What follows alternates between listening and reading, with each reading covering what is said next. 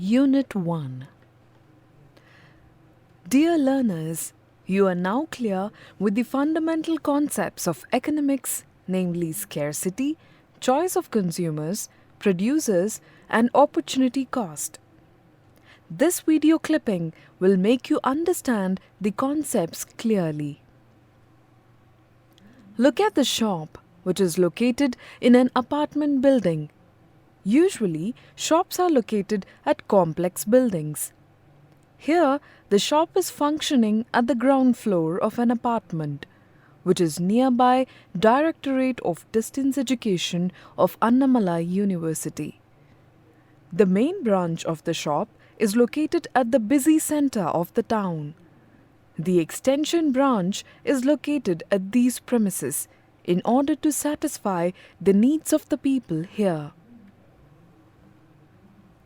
Since the main branch is far away from the educational institution, this extension branch satisfies all types of consumers in providing food items. Students from Annamalai University, especially North Indians, prefer this shop as they get chaat items like pani puri, thagi puri, etc. The shop is efficiently designed to capture the market. In this branch, space is a scarce resource, which is efficiently managed and allocated with self-service. Fast foods are available anytime. Fresh juices and milkshakes are also made available, where children can enjoy ice creams. Parents, along with children, can utilize the services here for recreation purpose. Door delivery is offered for functions held at university and to home during festivals through vehicles. People can park their vehicles in front of the shop, unlike at the main branch. More than 5,000 students are attending contact seminar classes in Directorate of Distance Education, Annamalai University. Variety rice and chapatis are served at lunch. Demand from people decides the nature of food. Choices are many for the consumers. Consumers can either prefer fast food items or South Indian items.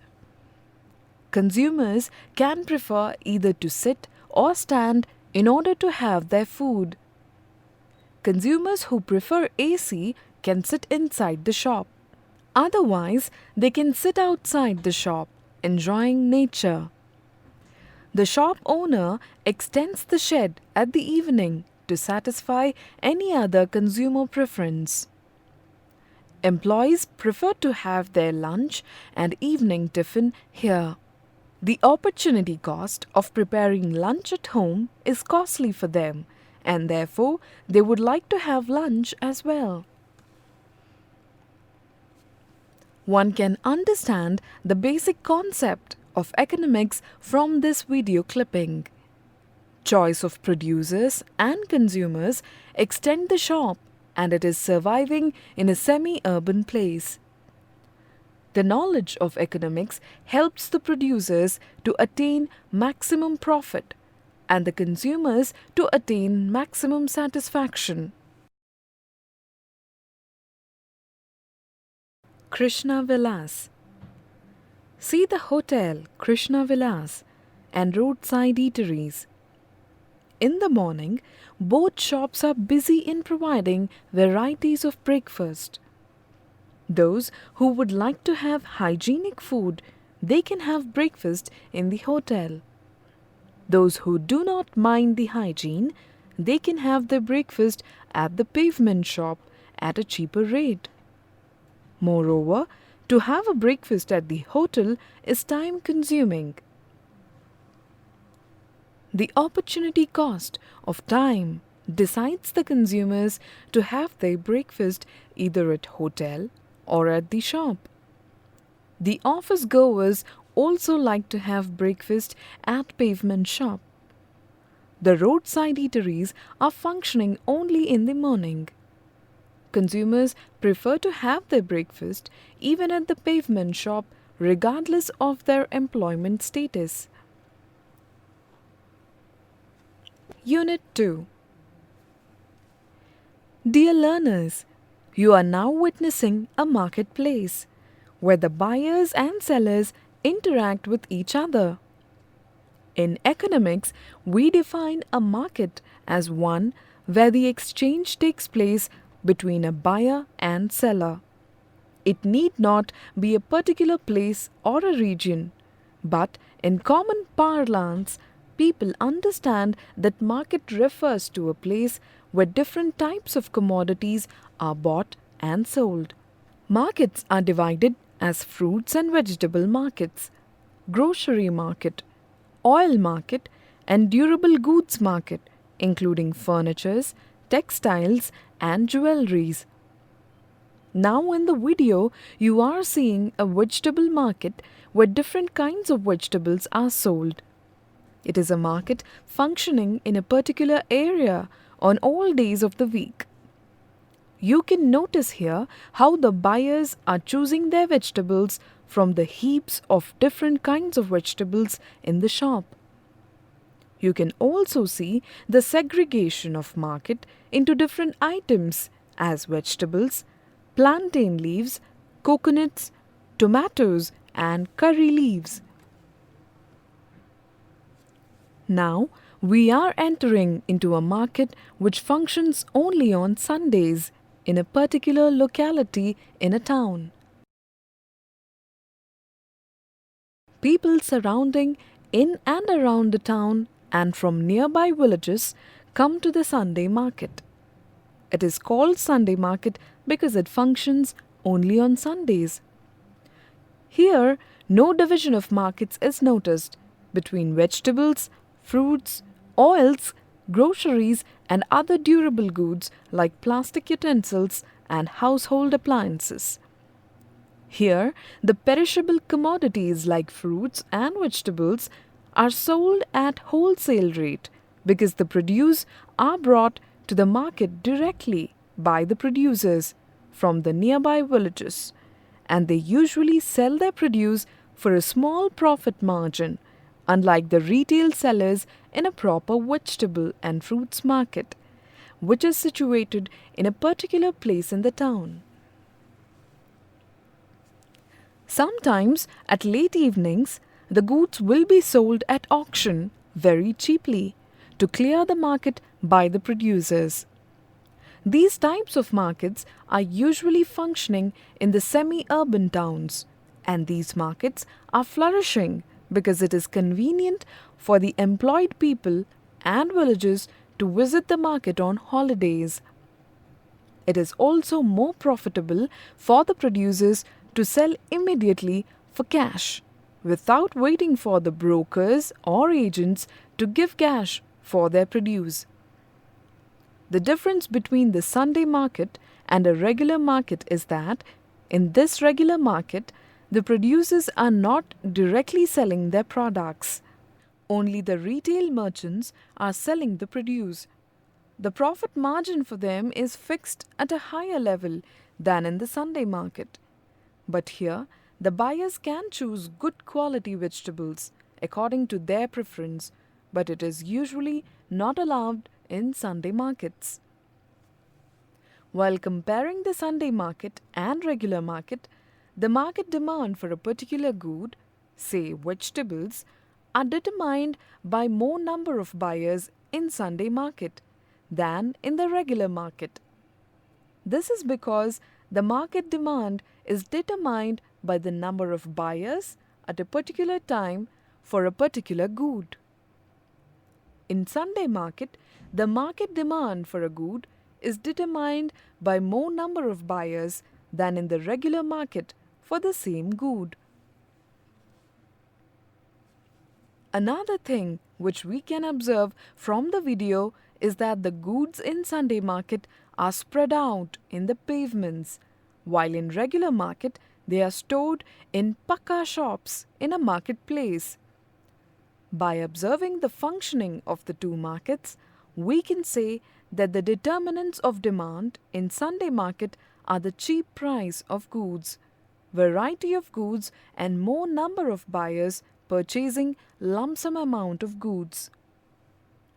In the regular market, the determinants of demand are the availability of quality goods on all days and the bargaining strength of the buyers, because in Sunday market, the buyers cannot bargain to reduce the price, whereas it is possible in a regular market.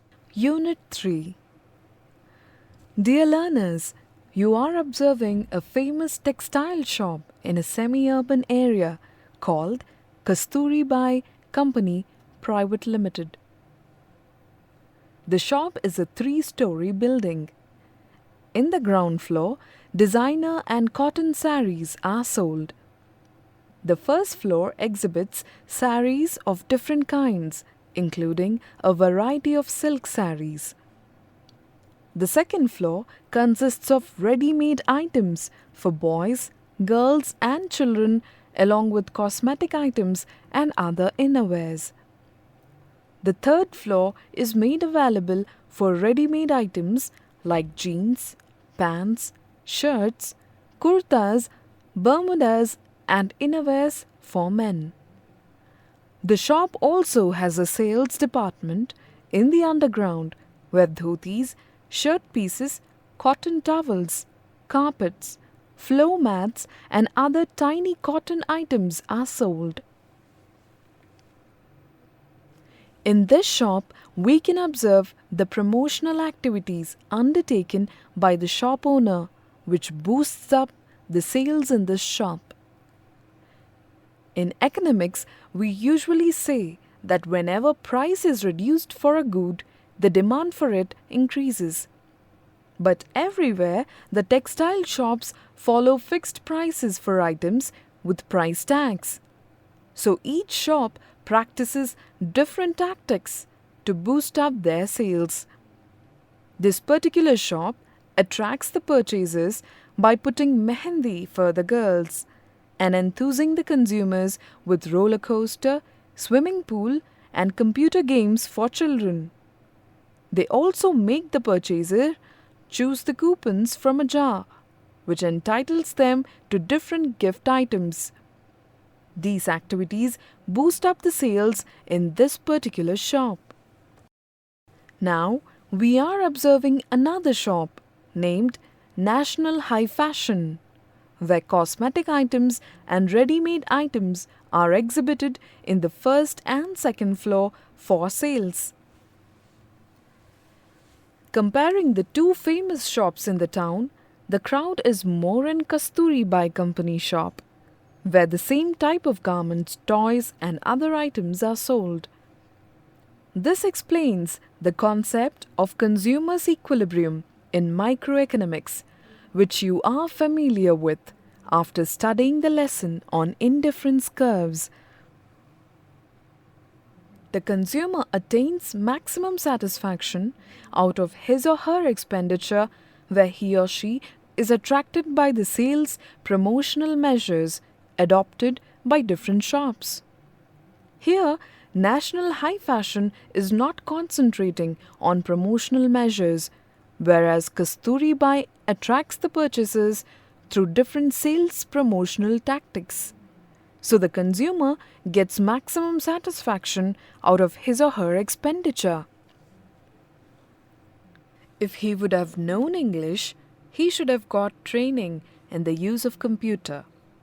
Thus, with division of labor and specialization, there is possibility of further expansion in the binding works. In the long run, if the binder gets confidence in introducing advanced technology with the help of trained manpower from his own family members and subsidized credit, there is scope for further expansion of the binding unit. The enterprising productive activity, which requires basic skills for binding, has been chosen by this particular person, and there is slow and steady increase in the scale of operation over the last 15 years. There is still scope for expanding the scale of operation for the binder with the inclusion of computer and Xerox machine. Thus, it is found that due to internal economies of scale in the bulk purchase of paper and other raw material, it is possible for the binder to expand the unit profitably in future. The scale of operation of the unit may still be increased. If the binder is able to acquire external economies of scale with the addition of DTP works. Now, you are viewing the printing press in Chidambaram town near Annamalai University. Due to its location, the university has rising demand for printing visiting cards, marriage invitations, official invitations, notices and banners. The production unit was initiated in 1990 with the humble attempt in screen printing. The enterprise has been named after male and female members in a family who are husband Mani and wife Bharati. They visited Sivakasi, which is popularly known for offset printing. Both of them worked hard and devoted more time for the development of this unit. After getting trained from Sivakasi, digital offset printing machine and cutting machine have been bought with subsidized credit during 1998. This unit has been expanded with the employment of 15 laborers and machineries. Thus, there is expansion in the scale of operation of the unit from small to medium with the increase in both labor, employment and capital investment. Printing books and magazines also have been done by the press. This press is situated in an area where there is easy access for a variety of customers. It is in the central business district of Chidambaram town. So there is easy access to the press for people from nearby villages as well as staff and students of Annamalai University. It is an interesting business which gives satisfaction to persons with creative interest. In order to accommodate the printing machines, computer and Xerox machines, the press requires at least space of 1000 to 1200 square feet. In course of time, with the ever-rising demand for invitations, notices and banners, there is scope for the development of ancillary units such as lamination works. The offset printing press follows the process of composing the matter to be printed in computer by female workers. The master printout is then Xeroxed and heated by fixing it in that machine. It is then made dust-free by cleaning and then it is impressed in the plate of the roller machine by setting it correctly, which requires skill. For monocolor or different colors, the ink roller is appropriately set and used. The cutter machine costing rupees 75,000 to rupees 1.5 lakhs is used to cut cards of appropriate size that is needed for printing. It is an interesting business which gives satisfaction to persons with creative interest and provides or guarantees adequate returns to the investors. In recent years, with the introduction of computer, the laborers are periodically sent to Sivakasi to receive training in the computer, mono or color printing. Efforts are taken to educate the workers who are new to this work and to train them appropriately.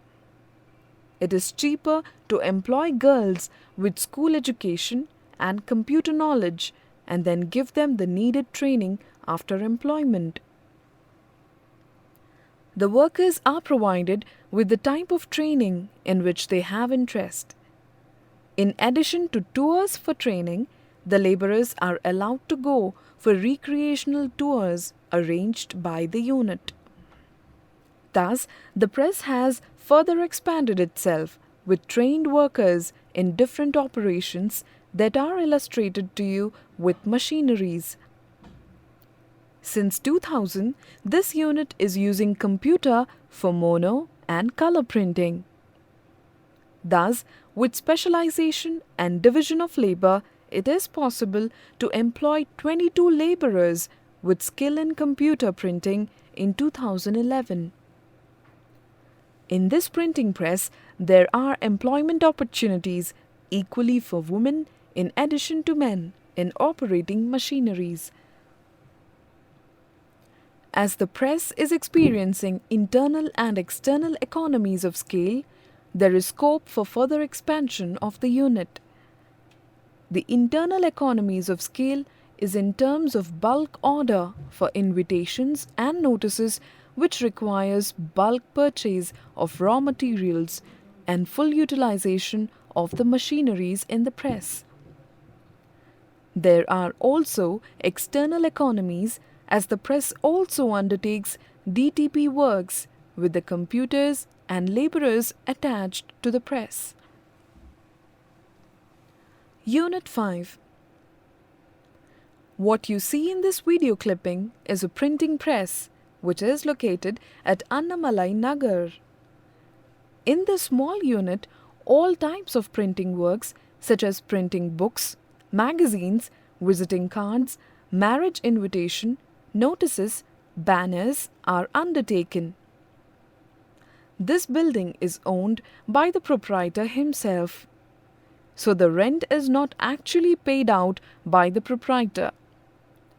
The rent of the building comes under implicit cost.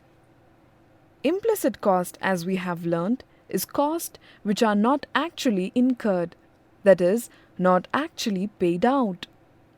But while calculating total cost, the estimated rent of the building will be added by the proprietor. You can notice the printing machines, Xerox machines and computers. They are capital investment made by the unit. These capital inputs come under fixed cost, that is, cost incurred on fixed factors. These fixed factors remain constant irrespective of the level of output. Say, for example, in a short period of time, if they receive bulk order for printing books, banners and other works, they can alter and manage only with the variable factors such as labor and raw materials, but not the fixed factors. Using the available laborers, they can carry out the works in shift systems. Because to meet out the demand, making immediate purchase of machines is not possible in the short period. The price they pay for raw materials, the wages given to the laborers, are variable costs. According to demand, the working hours can be increased. More raw materials can be purchased. When the working hours are increased, accordingly, the wages which account for variable factors are also increased.